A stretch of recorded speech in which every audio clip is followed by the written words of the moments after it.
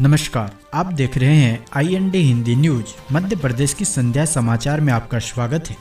चलिए जानते हैं दिन भर की सभी महत्वपूर्ण खबरों को। सभी लेटेस्ट न्यूज देखने के लिए चैनल को सब्सक्राइब करें और लाइक करना ना भूलें। राहुल गांधी का एक और विवादित बयान, बोले पीएम मोदी ओबीसी नहीं है, तेली जाति में पैदा हुए थे। कांग्रेस सांसद राहुल गांधी ने प्रधानमंत्री नरेंद्र मोदी की जाति को लेकर नई बहस छेड़ दी है। राहुल गांधी ने दावा किया है कि पीएम मोदी का जन्म ओबीसी वर्ग में नहीं हुआ था, वे गुजरात की तेली जाति में पैदा हुए थे। इस समुदाय को बीजेपी ने साल 2000 में ओबीसी का टैग दिया था। उनका जन्म सामान्य जाति में हुआ था। केंद्र की बीजेपी सरकार की आलोचना करते हुए राहुल गांधी ने कहा कि वे कभी जाति जनगणना नहीं होने देंगे, क्योंकि उनका जन्म ओबीसी में नहीं हुआ, उनका जन्म सामान्य जाति में हुआ है। राहुल गांधी ने कहा कि पीएम मोदी की जाति को लेकर लोगों को बेवकूफ बनाया जा रहा है। कांग्रेस नेता ने कहा कि मुझे इसलिए पता है क्योंकि पीएम मोदी कभी भी गरीब, किसानों और पिछड़े वर्ग के लोगों का हाथ नहीं पकड़ते, ये सिर्फ अडानी का हाथ पकड़ते हैं।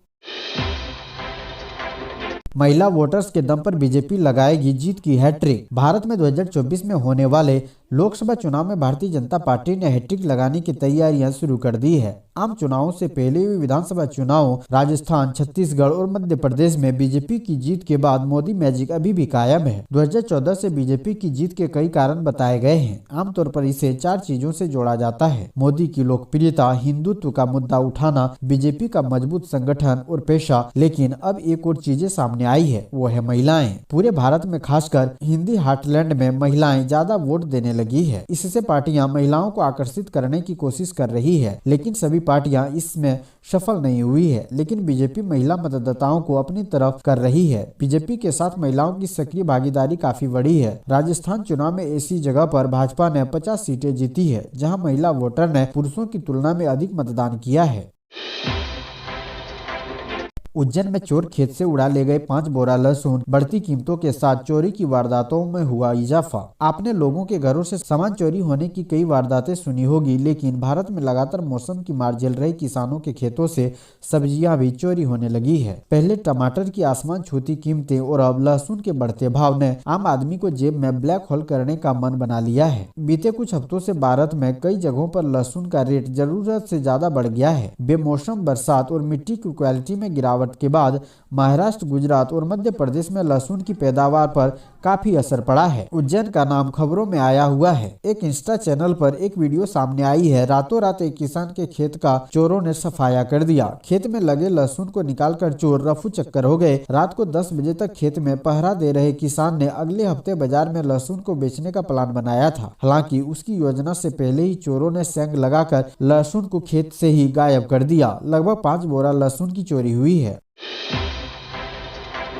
मध्य प्रदेश में दौड़ेगी पिंक बसें, महिलाएं संभालेगी कमान। जानिए क्या है मोहन यादव सरकार का प्लान। मध्य प्रदेश में भाजपा की मोहन यादव सरकार लगातार महिला सशक्तिकरण के लिए बिना रुके लगातार काम कर रही है। प्रदेश की महिलाओं को सशक्त बनाने के लिए मोहन यादव सरकार द्वारा कई तरह की योजनाएं चलाई जा रही है। अपने इसी मुहिम को मजबूत करते हुए मोहन यादव सरकार पिंक बसें चलाने जा रही है। इन पिंक बसों में सिर्फ महिला ड्राइवर और कंडक्टर काम करेंगी। इसके अलावा इस बस में सिर्फ महिलाएं ही सफर करेगी। चलिए बस के बारे में और करीब से जानते हैं। प्रदेश में चलने वाली यह इन पिंक बसों की सबसे बड़ी खासियत यह है कि इस बस के ड्राइवर से लेकर कंडक्टर सभी महिला ही होंगी। बस में काम करने वाली इन महिलाओं के लिए ड्यूटी के दौरान ड्रेस पहनना अनिवार्य होगा। वहीं इन बसों में सफर करने वाली सवारी भी सिर्फ महिलाएं ही होगी। इसके अलावा इन बसों में पैनिक बटन भी होंगे, जैसे प्रदेश की सिटी बसों में होते हैं। इन बसों की ड्राइवर महिलाओं को पहले खास ट्रेनिंग दी जाएगी, जिस पर कमांड सेंटर द्वारा निगरानी रखी जाएगी। कांग्रेस विधायक सुतली बम की माला पहनकर पहुंचे मध्य प्रदेश विधानसभा। मध्य प्रदेश के हरदा जिले में हुए अवैध पटाखा फैक्ट्री में विस्फोट के बाद कांग्रेस आक्रामक है और हरदा के विधायक RK दोगु ने सुतली बम की माला पहनकर विधानसभा परिसर में पहुंच गए। हरदा की मरगधा रोड के करीब स्थित बैराकगढ़ में मंगलवार की सुबह पटाखा फैक्ट्री में कई विस्फोट हुए और उसके बाद आग भी लग गई। इस हादसे में लगभग 50 से अधिक मकान प्रभावित हुए। वहीं 11 लोगों की मौत हुई है और 150 से ज्यादा लोग घायल हुए हैं। हरदा के विधायक दोगुने हादसे के लिए प्रशासन को जिम्मेदार ठहराते हुए सुतली बम की माला पहनकर विधानसभा परिसर में पहुंचे। उन्हें विधानसभा के अंदर नहीं घुसने दिया गया। विधायक का आरोप है कि हमारे लोग पटाखा फैक्ट्री में हुए विस्फोट में मारे गए हैं और यह सब प्रशासनिक अक्षमता के चलते हुआ है। इस मामले की उच्च स्तरीय जांच होनी चाहिए।